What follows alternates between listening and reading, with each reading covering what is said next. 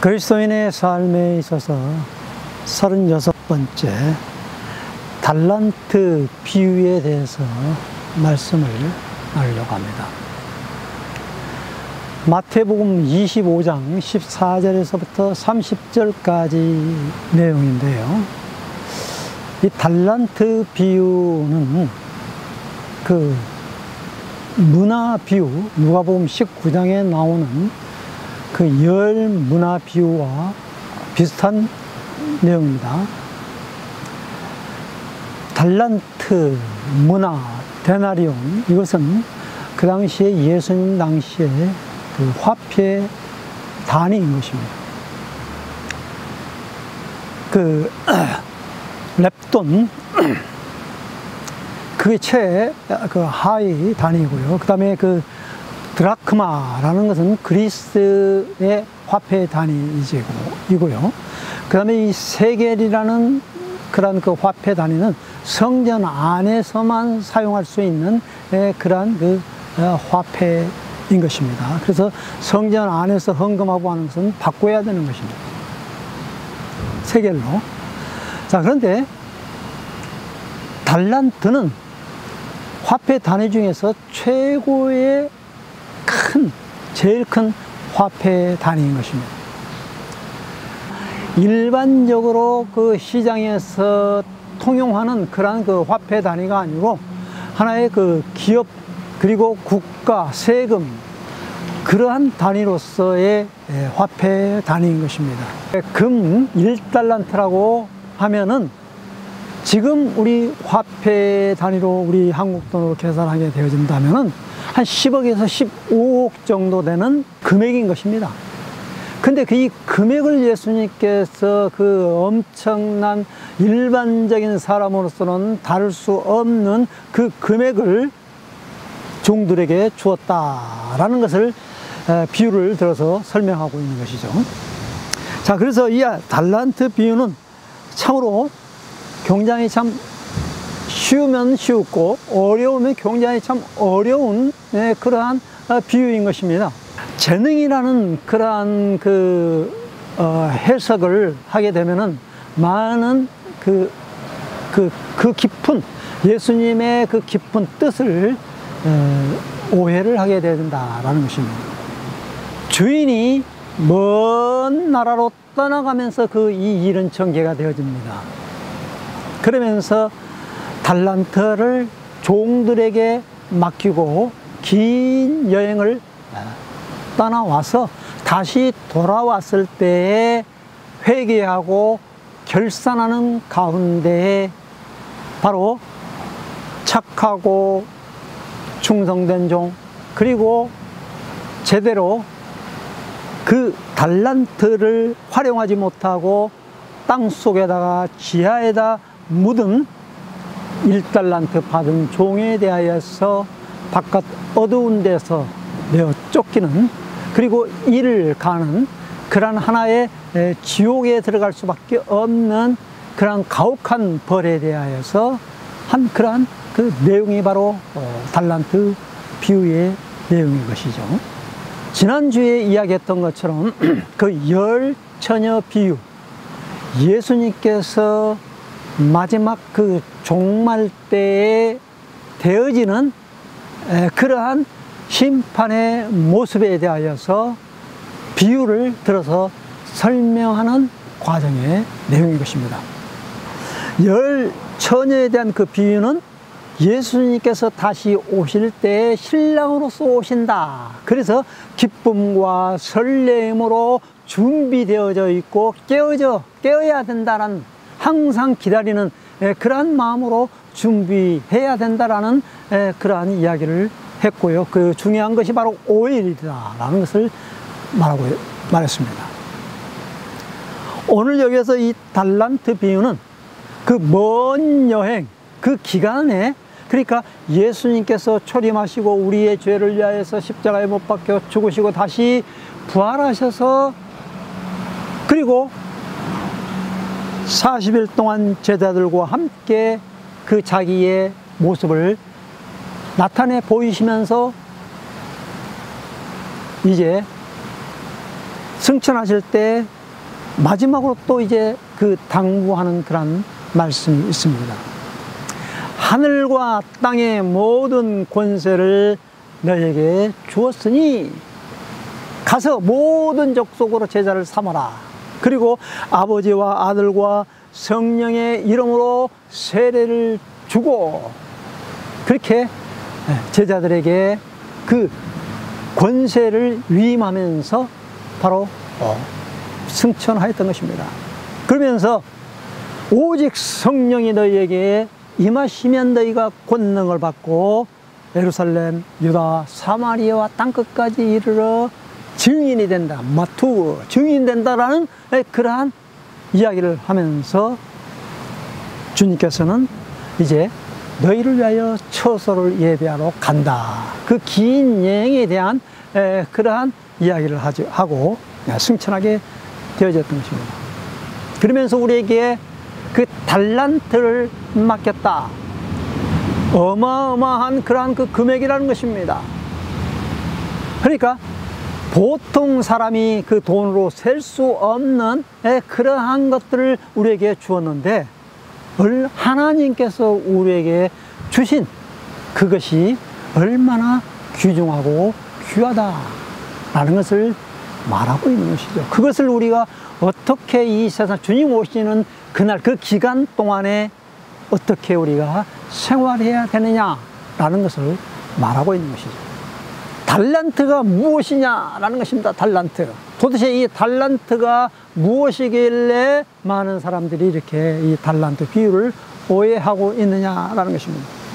이 15장에서 나오는 달란트 비유에서 가장 핵심적인 그런 내용이 뭐냐라는 겁니다. 한 달란트 받은 종에 대해서 우리는 좀 더 깊이 들어가야 될 것입니다. 왜 한 달란트 받은 종은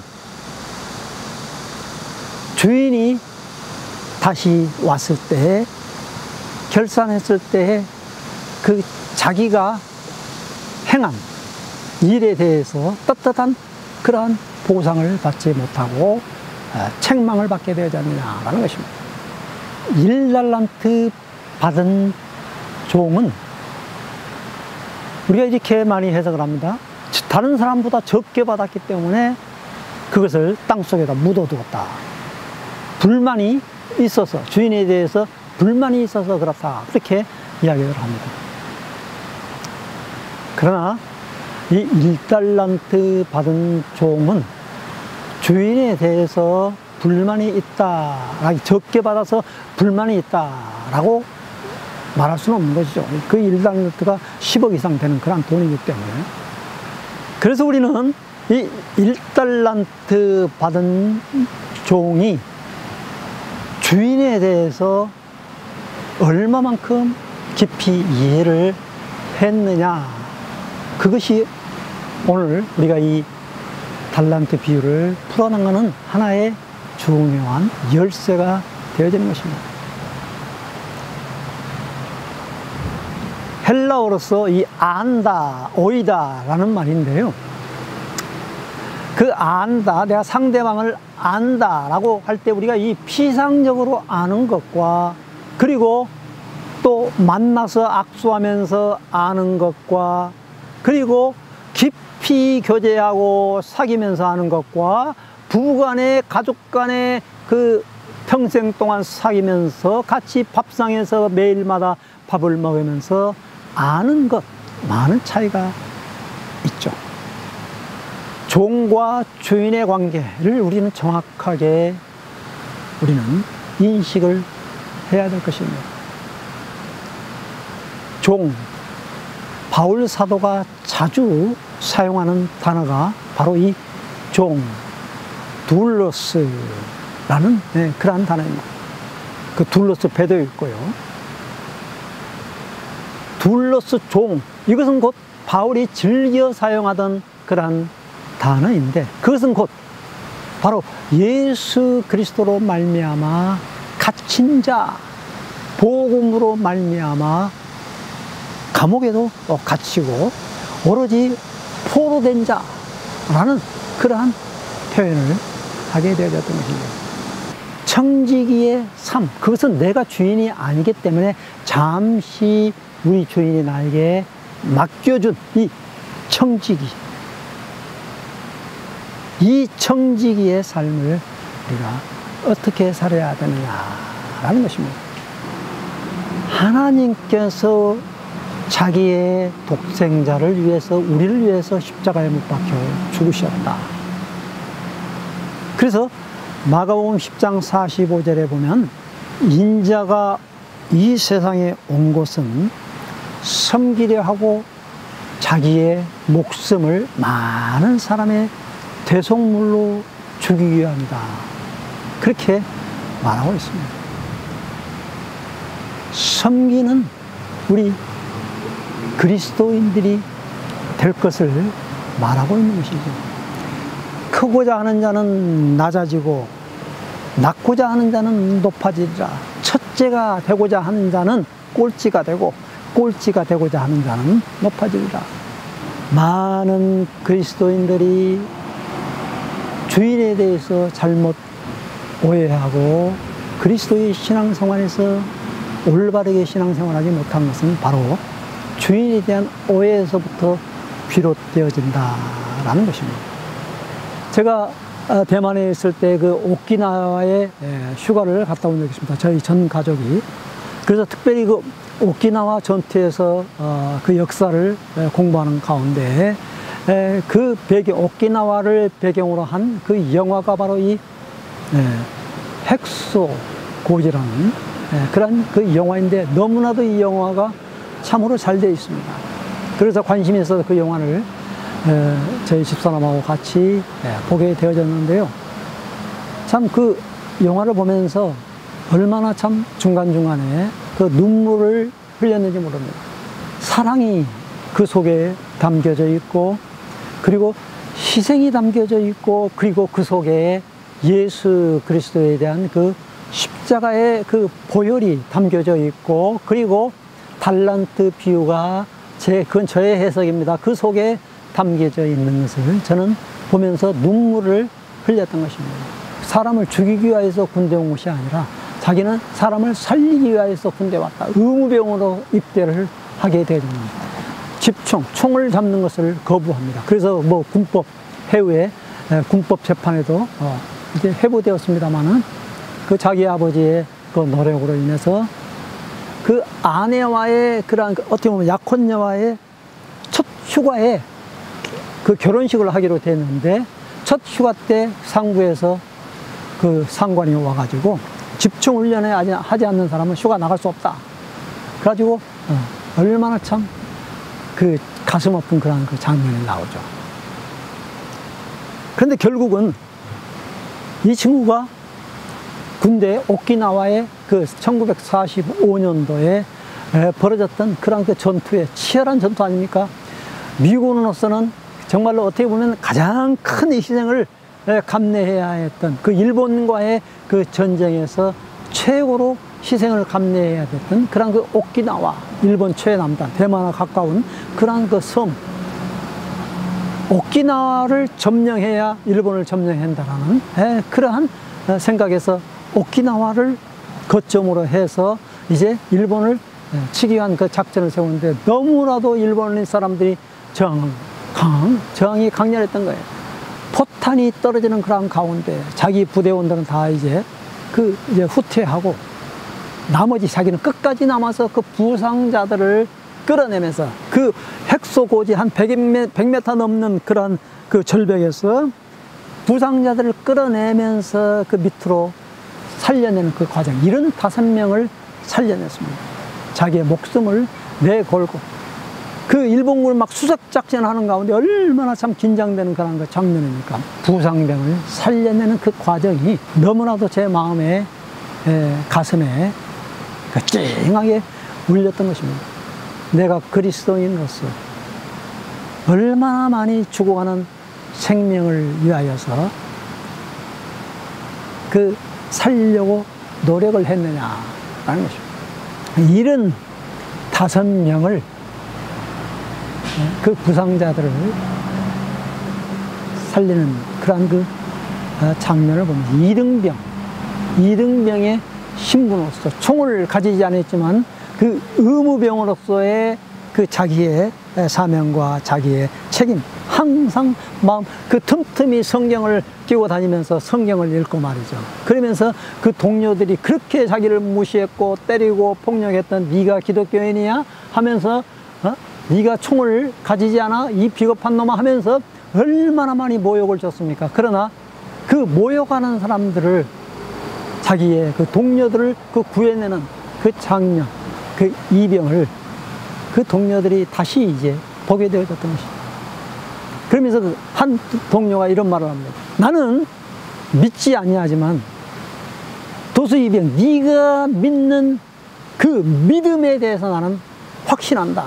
그 믿음을 믿는다. 그렇게 동료가 이야기했던 것입니다. 그러니까 그 한 사람의 보잘것없는 신분인 최하위의 그 이등병 신분의 그 도수 한 사람으로 말미암아 그 전 부대원들이 그 믿음으로 돌아서게 되고 도수 이등병이 고침을 받고 이제 다시 또 전투에 투입됐을 때 도수 이등병이 기도하는 그 시간에 그들은 조용히 같이 따라서 기도하고 이동해야 할 그 시간에 바로 도수 이등병이 기도하기 때문에 같이 잠잠히 기다려주는 그 과정을 볼 때 말이죠.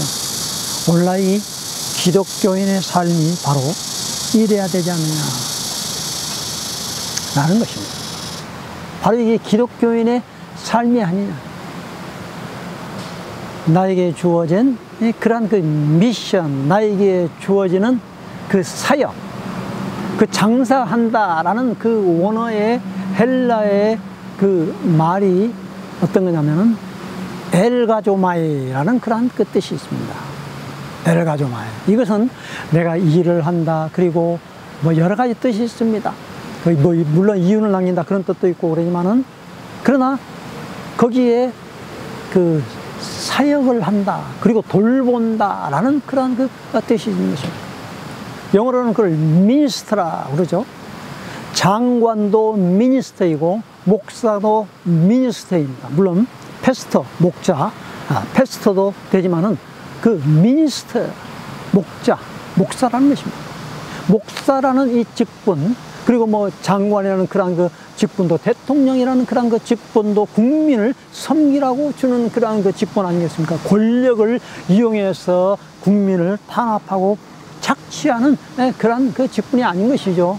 돌본다, 섬긴다 라는 그런 뜻인 거예요. 그 장사를 하라, 이윤을 남기라 그 말은 바로 이웃을 살리고 이웃을 섬기는 그러한 직종이라는 것입니다. 그게 바로 둘러스라는 종의 뜻인 것입니다. 그래서 예수님께서 그 1달란트 받은 종에게 어떻게 책망을 합니까? 악하고 게으른 종아. 이 악하다는 말은 포네로스라는 뜻인데 이 마귀의 눈을 가지고 있다라는 그런 뜻도 있습니다. 악하다. 뭐가 악합니까? 이 마귀의 눈을 가지고 있는 사람인 것입니다. 해야 할 것을 당연히 해야 할 것을 하지 않는 사람, 하지 말아야 할 것을 하는 사람, 이것이 악한 거예요.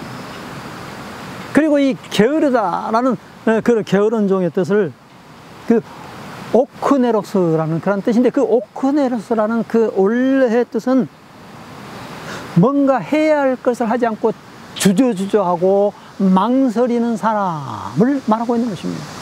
해야 할 것을 하지 않는 겁니다. 하나님께서 나에게 주신 시간과 하나님께서 나에게 주신 이 놀라운 그 사명, 하나님께서 오늘 우리에게 무엇을 주었습니까?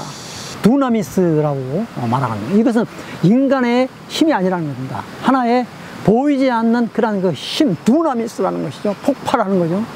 그 위로부터 내려오는 그런 그 힘을 우리가 어떻게 잘 활용하느냐, 사용하냐, 그것을 땅에 묻느냐, 아니면은 그것을 우리가 남을 위해서 어떻게 희생하고 봉사하느냐에 달려있다 라는 것을 말하고 있습니다. 이 달란트들은. 그 여행, 긴 여행 기간, 다시 오실 때에 분명히 우리에게 결산을 요구할 것입니다. 그 기간에 우리가 어떻게 살아야 되느냐라는 것입니다. 오늘 이 달란트 비유에서 섬김에 참된 그 삶, 섬김의 삶, 부익부 빈익빈, 우리가 물량주의적인 그러한 사고를 가지고 우리가 신앙생활하는 것이 아니라 물질, 재물에 대해서 우리는 너무 많은 것들을 우리는 더 요구하고 또 그것을 복으로 생각할 수가 있습니다. 제가 한번 질문해 보겠습니다. 만약 주인이 여러분들에게 바로 5달란트, 2달란트, 1달란트를 주고 여행을 떠난다고 했을 때 여러분들은 몇 달란트를 받고 싶습니까? 제가 이 질문이 어리석은 질문이라고 생각이 되어집니까? 10사람을 맡았을 때의 최고의 효과를 발휘할 수 있는 사람에게 100명을 부여해 주면 그것은 축복이 아닙니다. 오히려 그것은 그 사람에게 화가 임할 것입니다. 나에게 주어지는 최고의 그 사명, 그 시간, 그 책임, 그것을 우리는 감사하게 생각하는 겁니다. 아마 이 1달란트 받았던 정도 그 주인에 대해서 오해를 풀고 열심히 나가서 봉사하고 사역에 임했더라면 그 사람도 똑같이 착하고 충성된 종이라는 칭찬을 받게 되어질 것입니다. 우리는 이 물량주의적인 신앙사고를 우리는 빨리 벗어내 던져야 될 것입니다. 많은 것이 좋다라는 것을 우리는 그 생각을 버리고 나에게 주어진 최대한의 그 직분을 하나님께 감사하면서 주님 오실 때 우리가 기쁨으로 내놓을 수 있는 그러한 우리 모두가 되어주시기를 주님의 이름으로 간절히